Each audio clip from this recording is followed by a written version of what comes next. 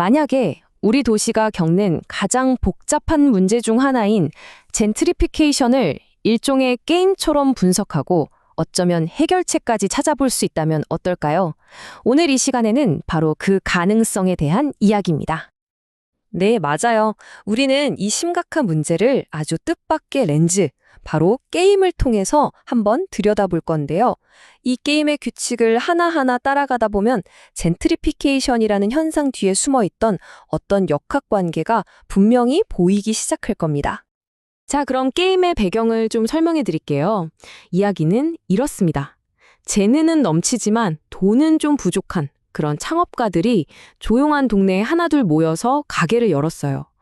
그리고 이 사람들 덕분에 동네는 점점 생기가 넘치는 곳으로 바뀌기 시작한 거죠. 그런데 바로 여기서 젠트리피케이션의 전형적인 딜레마가 시작됩니다. 그렇게 멋진 동네를 만든 장본인들이 아이러니하게도 바로 그 성공 때문에 동네에서 밀려나게 되는 거예요. 왜냐고요?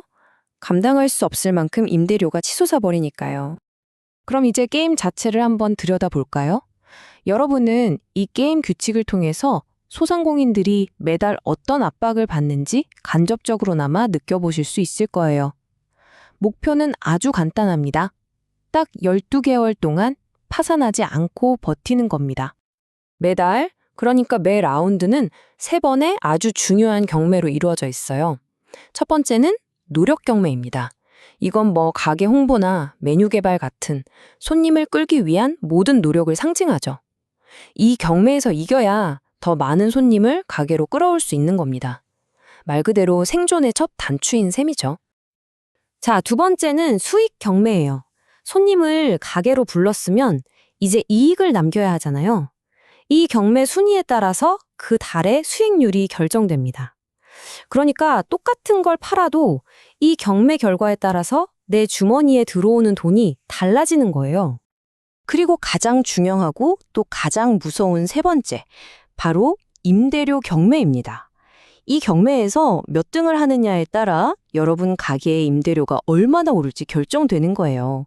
운 좋게 1등하면 괜찮지만 순위가 낮으면 상황이 아주 심각해지죠. 이게 바로 가게 생존에 직결되는 가장 혹독한 관문입니다. 이 게임이 얼마나 무서운지 보여주는 규칙이 하나 있는데요. 바로 폐찰입니다. 이건 아예 입찰에 실패했다는 뜻인데 그냥 4등, 꼴찌를 한 것과는 차원이 다른 페널티를 받게 돼요. 정말 단 한 번의 실수가 단 한 번의 폐찰이 곧바로 파산으로 이어질 수도 있다는 뜻이죠. 이 표를 보시면 그 차이가 확 느껴지실 겁니다. 1등과 폐찰의 격차 한번 보세요. 손님 수는 1,500명 대 0명, 수익률은 50% 대 5%. 하지만 진짜 치명적인 건 임대료죠. 1등은 12% 인상으로 어떻게든 막아내지만 폐찰하면 악덕 임대인을 만나서 무려 40%가 폭등해버려요. 성공과 실패의 차이가 정말 극과 극인 셈이죠. 자, 이런 가혹한 규칙. 이게 어쩌면 우리 현실의 축소판일 수 있습니다. 그럼 해결책은 없는 걸까요? 여기서부터 이 분석은 아주 흥미로운 실험으로 넘어갑니다.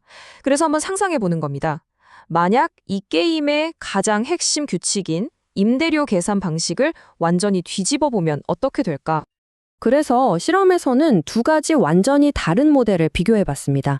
왼쪽은요, 우리가 흔히 아는 전통적인 방식이에요. 매달 정해진 비율만큼 복리로 임대료가 계속 오르는 거죠.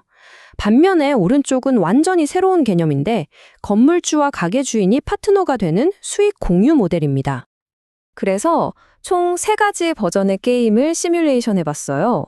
첫 번째는 방금 본 전통적인 복리 인상 방식, 두 번째는 임대료를 가게 매출의 25%로 고정하는 방식, 그리고 세 번째는 매출의 50%를 임대료로 내는 방식입니다. 자, 과연 어떤 방식이 우리 가게 주인들을 더 많이 살릴 수 있었을까요? 이제 정말 흥미로운 부분입니다. 12개월, 즉 12번의 라운드가 다 끝난 뒤에 각 모델의 결과가 어떻게 나왔는지 그 성적표를 한번 보시죠. 결과는 아주 명확했습니다. 우선 평균 임대료의 변화부터 볼까요? 전통적인 방식의 임대료는 시간이 지날수록 정말 걷잡을 수 없이 치솟습니다. 그런데 수익 공유 모델은요? 훨씬 안정적인 수준을 유지하는 걸 볼 수 있죠. 그럼 가게 주인들의 주머니 사정은 어땠을까요? 평균 순이익을 한번 볼게요. 전통 모델에서는 수익이익이 계속 줄다가 결국 적자로 돌아서는 모습을 보여주는데요. 반면에 수익 공유 모델에서는 가게 주인들이 꾸준히 흑자를 내는 걸 볼 수 있습니다. 그리고 이게 아마 가장 충격적인 결과일 겁니다. 바로 생존율인데요. 전통적인 모델에서는 수많은 가게들이 속수무책으로 문을 닫았거든요. 그런데 놀랍게도 수익 공유 모델에서는 파산한 곳이 단 한 군데도 없었습니다. 현재 시스템이 얼마나 큰 희생을 만들어내는지 보여주는 정말 놀라운 결과죠. 네, 바로 이 숫자. 전통적인 방식 아래서 꿈을 접고 사라져간 가게들의 숫자입니다. 현 시스템의 문제를 이보다 더 적나라하게 보여주는 건 없을 겁니다. 그럼 이 시뮬레이션이 제안하는 대안을 한번 정리해 볼까요? 바로 매출 기반 임대료입니다. 이건 임대료가 고정된 짐이 아니라 가게의 실적에 따라 유연하게 바뀌는 시스템이죠. 잘 벌면 정도 내고 어려울 땐 덜 내면서 건물주와 가게 주인이 위험과 보상을 함께 나누자는 겁니다.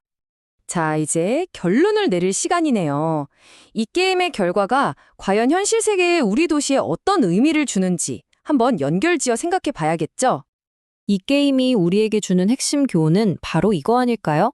성공을 공유하면 결국 모두에게 더 큰 안정을 가져온다는 것. 임대인과 임차인이 서로 뺏고 뺏기는 제로섬 게임이 아니라 함께 성장하는 파트너가 될 때 가게도 살고 동네 전체가 번성할 수 있다는 것. 바로 그걸 보여준 거죠. 결국 이 게임은 우리에게 하나의 중요한 질문을 던지고 있습니다. 이렇게 위험과 보상을 함께 나누는 시스템이 우리가 바라는 더 지속 가능하고 더 공평한 도시를 만드는 열쇠가 될 수 있을까요? 이제 이 질문에 대한 답을 우리 모두가 함께 고민해 봐야 하지 않을까요?